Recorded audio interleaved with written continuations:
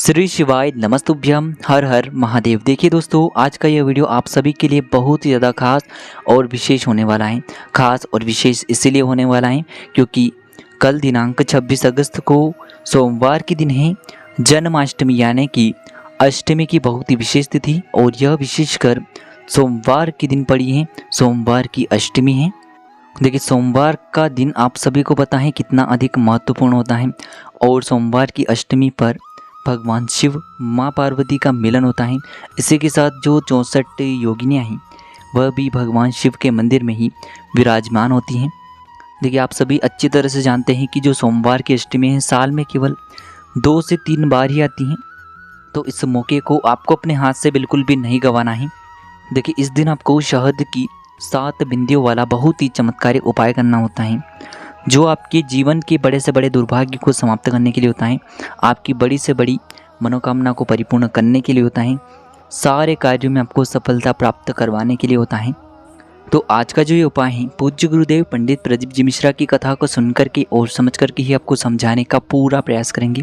लेकिन उससे पहले वीडियो को लाइक करें, चैनल को सब्सक्राइब करें, और सभी शिव भक्त कमेंट में श्री शिवाय नमस्तुभ्यम या फिर ओम नमः शिवाय जरूर लिखें।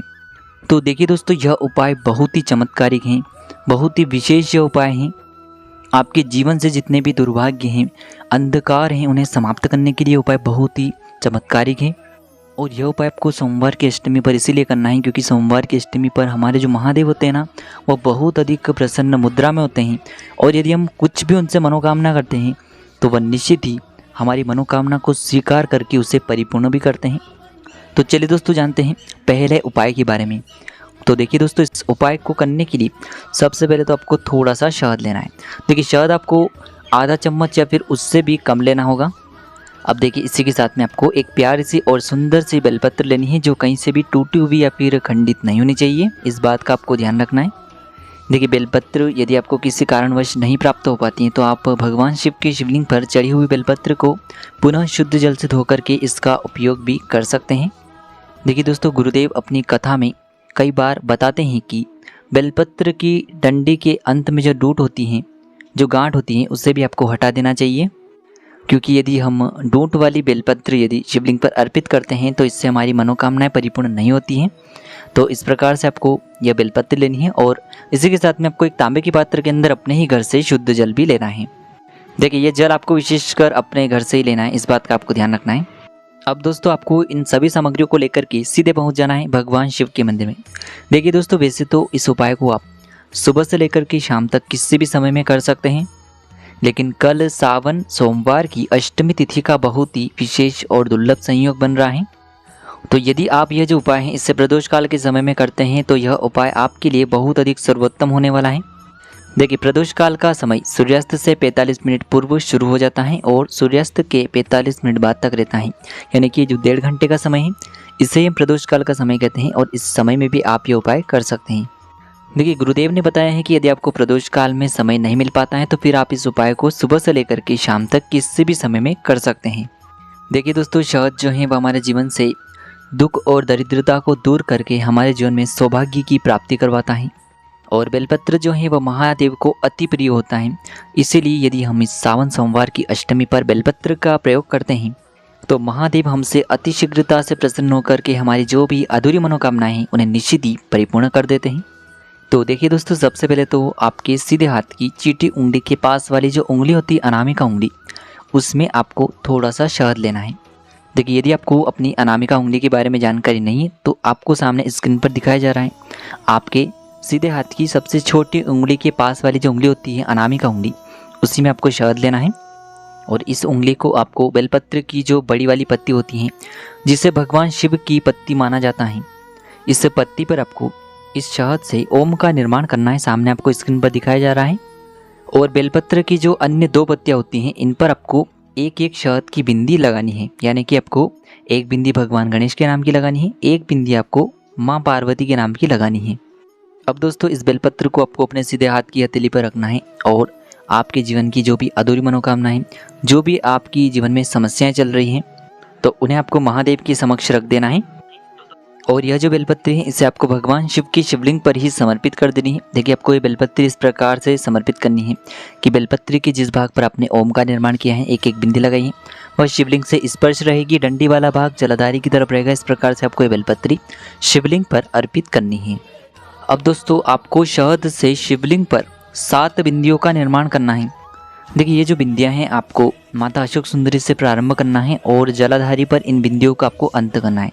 यानी कि आपको पहली बिंदी माता अशोक सुंदरी वाले स्थान से प्रारंभ करनी है और अंतिम और जो 7वीं बिंदी है इसे आपको जलाधारी के अंतिम कोने पर लगानी है। यानी कि ये जो बिंदियां हैं आपको उतरते हुए लगानी है। देखिए यह बिंदी आपको उतरते हुए इसीलिए लगानी है ताकि आपके जीवन से जो भी समस्याएं हैं, संकट हैं, वह आपके जीवन से उतरना चाहिए, खत्म होना चाहिए। इसीलिए आपको ये जो बिंदियां हैं उतरते हुए लगानी है। प्रत्येक बिंदी को लगाते समय आपकी जो भी समस्याएं हैं उन्हें आपको महादेव से कहना है और इस प्रकार से आपको शिवलिंग पर जहां माता अशोक सुंदरी जी का स्थान होता है वहां से लेकर के जलाधारी के अंतिम कोने तक 7 बिंदियों का निर्माण कर देना है। अब दोस्तों आपके पास जो एक तांबे के पात्र के अंदर शुद्ध जल है इसे भी आपको धीरे धीरे भगवान शिव के शिवलिंग पर ही समर्पित कर देना होगा। श्री शिवाय नमस्तुभ्यम इस मंत्र का लगातार जाप करते हुए। देखिए दोस्तों गुरुदेव ने बताया है कि जब भी आप जल अर्पित करें तो जल आपको इतने धीरे धीरे अर्पित करना चाहिए कि जल अर्पित करते हुए आप कम से कम 11 बार श्री शिवाय नमस्तुभ्यम इस मंत्र का जाप अवश्य ही कर सकें। अब दोस्तों जल अर्पित करने के बाद आपको शिवलिंग के सामने 2 मिनट तक बैठ जाना है और महादेव से एक बार पुनः आपको आपकी जो भी समस्या है, जो भी मनोकामना है, उन्हें परिपूर्ण करने की आपको प्रार्थना कर लेनी है।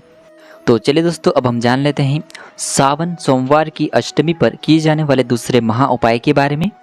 देखिए यह जो उपाय हैं आपकी किसी भी प्रकार की विशेष मनोकामनाओं को पूर्ण करने के लिए हैं। आपके जीवन में यदि दुर्भाग्य बहुत अधिक रहता है, दरिद्रता बहुत अधिक रहती है, आप कई बार मेहनत बहुत अधिक करते हैं लेकिन उसमें सफल नहीं हो पाते हैं, आपके जीवन में किसी न किसी प्रकार का दोष यदि लगा हुआ है या फिर किसी भी अन्य कारण से यदि आपके घर में धन की प्राप्ति नहीं हो पा रही है तो आपको यह उपाय जरूर करना चाहिए। देखिए इस उपाय को करने के लिए सबसे पहले आपको मात्र 1 चावल का दाना लेना है। चावल का दाना आपको ध्यान रखना है कि कहीं से भी खंडित नहीं होना चाहिए क्योंकि महादेव के समक्ष हम कोई भी सामग्री खंडित अर्पित नहीं करते हैं। इसी के साथ आपको एक प्यारी सी और सुंदर सी बेलपत्र लेनी है। बेलपत्र भी कहीं से भी खंडित नहीं होनी चाहिए और साथ ही साथ आपको अपने घर से एक तांबे के पात्र के अंदर शुद्ध जल ले लेना है और इन सभी सामग्रियों को लेकर के पहुंच जाना है आपको भगवान शिव के मंदिर में। देखिए दोस्तों गुरुजी ने कहा है कि यह उपाय आप सुबह से लेकर के शाम तक किसी भी समय कर सकते हैं। देखिए दोस्तों सबसे पहले जो आपके पास एक चावल का दाना है उसे आपको भगवान शिव के शिवलिंग पर समर्पित कर देना है। अब दोस्तों आपके पास जो एक बेलपत्र है उसे आपको अपने सीधे हाथ की हथेली पर रखना है और आपकी जो भी विशेष मनोकामना है, जिस भी मनोकामना के लिए आप यह उपाय कर रहे हैं उसे आपको महादेव के समक्ष रख देना है और यह जो बेलपत्र है यह भी आपको भगवान शिव के शिवलिंग पर समर्पित कर देना है। देखिए बेलपत्र की जो चिकनी साइड है वह चावल जो आपने समर्पित किया है उससे स्पर्श होनी चाहिए और जो डंडी वाला भाग है आपको जलाधारी की ओर रखना है। इस प्रकार से समर्पित कर देना है। अब दोस्तों आपके पास जो एक तांबे के पात्र के अंदर शुद्ध जल है उसे भी आपको धीरे धीरे पतली धार के रूप में भगवान शिव के शिवलिंग पर समर्पित कर देना है। देखिए जल को अर्पित करते समय आपको श्री शिवाय नमस्तुभ्यम इस मंत्र का जाप करते रहना है। देखिए दोस्तों गुरुजी ने कहा है कि जल आपको इतने धीरे समर्पित करना है कि आप श्री शिवाय नमस्तुभ्यम इस मंत्र का कुल 11 बार जाप कर सकें। इस प्रकार से आज की इस वीडियो में हमने आपको सोमवार की अष्टमी यानी कि सोमवार की श्री कृष्ण जन्माष्टमी पर किए जाने वाले 3 महा उपाय बताएं। जो भी आपकी समस्या के लिए उचित है उसे आप कर सकते हैं। श्री शिवाय नमस्तुभ्यम। हर हर महादेव।